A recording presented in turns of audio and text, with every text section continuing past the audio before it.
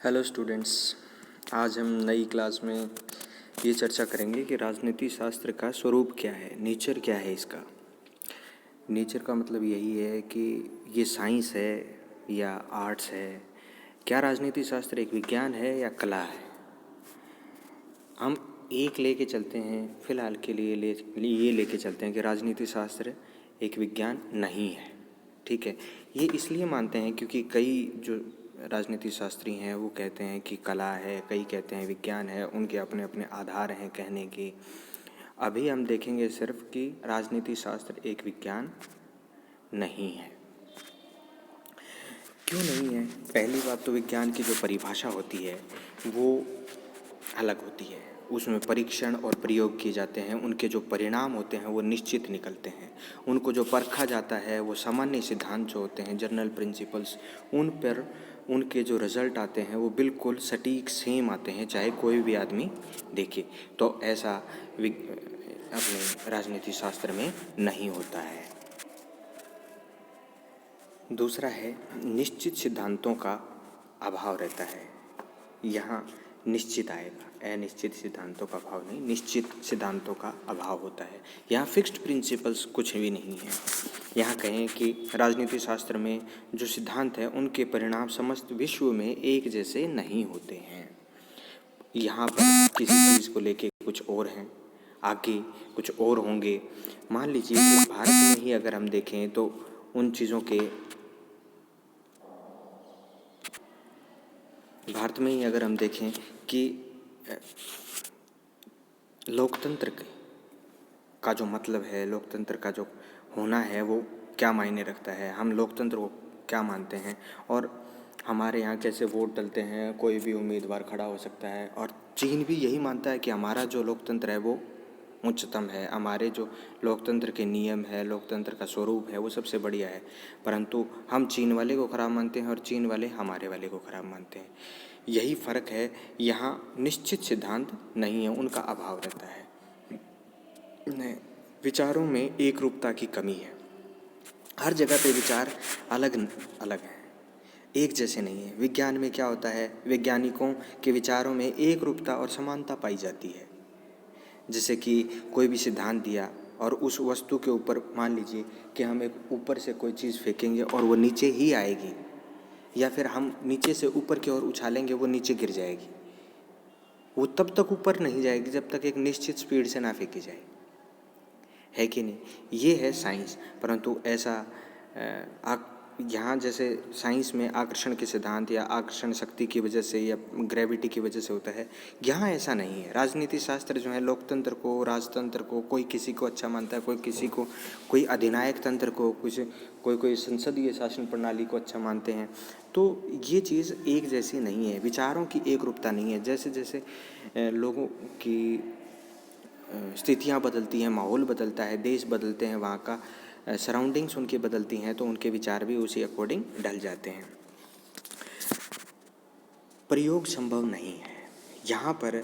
जैसे कि हम क्या करते हैं, एक साइंस लैब में जाते हैं, लेबोरेटरी में एक साइंटिस्ट जाता है, वो उन चीज़ों को बार बार प्रयोग करके उनके ऊपर देख सकता है, क्योंकि वो चीज़ें निर्जीव हैं, उनके ऊपर प्रयोग किए जा सकते हैं। अगर यहाँ पर राजनीति शास्त्र का हम जिक्र करते हैं तो ये बड़ी मुश्किल बात है कि किसी एक समाज में किन्हीं लोगों पर बार बार प्रयोग किया जा सके। यहाँ पर प्रयोग नहीं किए जाते हैं यहाँ पर, क्योंकि वो एक तो सजीव हैं, और अगर हम प्रयोग करेंगे तो हो सकता है साइंस लैब में तो एक जैसे रिज़ल्ट आएँ, और रिज़ल्ट को चेंज करने के लिए हम उसमें कोई केमिकल मिला दें, कोई हटा दें। परंतु यहाँ पर ऐसा नहीं होता है। राजनीति शास्त्र में सभी जीवित लोग होते हैं, समाज के ऊपर सारे प्रयोग किए जाते हैं, और समाज के अंदर प्रयोग जब होते हैं तो कोई आदमी जीवित रहता है, कोई मर जाता है, कोई नया जन्म लेता है, लोगों के विचार समय समय पर बदलते रहते हैं। तो ये इस वजह से भी हम इसको विज्ञान नहीं कहेंगे। राजनीति शास्त्र में भविष्यवाणी संभव नहीं है, यहाँ पर भविष्यवाणी संभव नहीं है। ये कहें कि ये मिलाएंगे, ये इसके साथ मिलाएंगे, तो जैसे साइंस में होता है कि ये एक एलिमेंट है या ये एक केमिकल है, ये दूसरे उस केमिकल के साथ मिलाएंगे तो इसका रिएक्शन यही होगा, ये भविष्यवाणी है। जैसे कहें कि आप 10 मंजिल ऊपर से अगर कूदेंगे तो आप नीचे ही आएंगे, ये बिल्कुल निश्चित भविष्यवाणी ही बता दी गई है। पर ऐसा राजनीति शास्त्र में नहीं होता है, क्योंकि ये सारे जो प्रयोग हैं या यहाँ पर जो चीज़ें घटित होती हैं वो सभी यहाँ के जीवित लोगों के ऊपर होती हैं, और उनकी कुछ इच्छाएं आकांक्षाएं होती हैं, वो समय के हिसाब से बदलती रहती हैं। उनकी भावनाएं जो होती हैं किसी भी ढंग से सीमित नहीं की जा सकती हैं। राजनीति शास्त्र की विषय वस्तु गतिशील स्वरूप ही है। यहाँ का जो सब्जेक्ट मैटर है, जैसे यहाँ के क्या मानते हैं हम, यहाँ की विषय वस्तु हो सकती है राज्य, सरकार, राजनीति संस्थाएं, ये कुछ ना कुछ परिवर्तन इनमें आता ही रहता है। एक जैसी सोच, एक जैसा कार्य ये नहीं हो सकता है। जैसा कि एक जैसी चीज़ें साइंस में घटित होती हैं तो इसको साइंस नहीं कहा जा सकता है। निष्पक्ष शोध संभव नहीं है। अब हम कोई अगर इसमें देखें हम साइंस में, तो जो वैज्ञानिक हैं, चाहे 10 वैज्ञानिक अलग अलग प्रयोग कर रहे हैं, अगर वो सेम केमिकल डालेंगे तो उनके रिजल्ट सेम आएंगे, और उनके ऊपर उनकी व्यक्तिगत सोच जो है वो निर्भर नहीं करती है। परंतु अगर इसी के एस्पेक्ट में अगर हम देखें राजनीति शास्त्र में, अगर 10 वैज्ञानिक, 10 राजनीति शास्त्री अगर समाज में जाते हैं, लोगों के ऊपर उनके डाटा कलेक्ट करते हैं, सैम्पलिंग लेते हैं, और उसके बाद में वो निष्कर्ष पे पहुंचते हैं, तो उनकी खुद की व्यक्तिगत सोच भी उस बात को मैनिपुलेट कर सकती है, बदल सकती है, उसमें हस्तक्षेप कर सकती है, और उनके डाटा भी बहुत अलग अलग हो सकते हैं। तो यहाँ निष्पक्ष शोध नहीं हो सकता है। परिभाषा, शब्दावली और विधियों संबंधी अंतर भी है। यहाँ मैंने शुरू में ही कहा कि आपको परिभाषा इसकी कितनी अलग है। इसकी जो शब्दावली है वो निश्चित मात्र है, निर्जीव चीज़ों के ऊपर होती है, और उनकी विधियाँ जो हैं, अब एक साइंस लैब में एक प्रयोग हो सकता है बड़े पैमाने के ऊपर भी, जीवित लोगों के ऊपर भी साइंस के प्रयोग होते हैं। परंतु जीवित लोगों के ऊपर अगर हम वो दवाइयाँ टेस्ट करते हैं तो उनके रिजल्ट सेम आते हैं, तभी वो दवाई अप्रूव होती है। यहाँ क्या है, अगर हम लोकतंत्र का ही माने तो लोकतंत्र में वही आदमी विजय होता है जो 50% से ऊपर के वोट ले लेता है। यहाँ हमने क्या पाया है कि हमने देखा कि एक रूपता है ही नहीं। यहाँ पर अगर यदि 50% लोग भी किसी चीज़ को हामी भरते हैं किसी चीज़ की, तो हम उसको सहमति प्रदान कर देते हैं। इट मीन्स क्या है, समानता है ही नहीं। परिभाषा, शब्दावली, विधियों में अंतर है।